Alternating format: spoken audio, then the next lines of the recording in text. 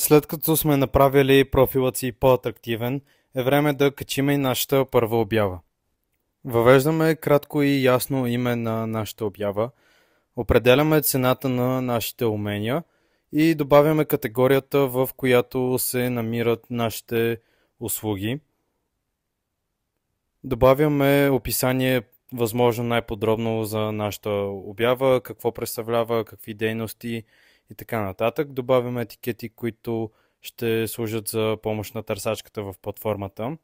След това може да добавим инструкции към купувача, каква информация трябва да ни изпрати преди започването на работа, за да не трябва на всеки наново и наново да пишете.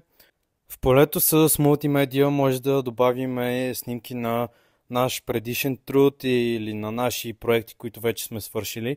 Така хората да добиват представа за какво плащат и нивото на вашите умения. Можете да добавите допълнителна услуга, ако предлагате такава, като описвате какво представлява тя. Въведете цената за допълнителната услуга и определите нейния срок, отгоре на този, който е за нормалната услуга. И вече сме на финалната права. Прочитаме и се съгласяваме с правилата и условията за използване. Публикуваме нашата обява и чакаме тя да бъде одобрена от администратор.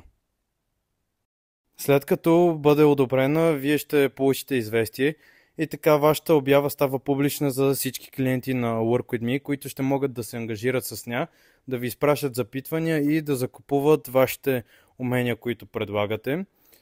Благодаря ви за отделеното време и ви пожелавам успех с вашите умения.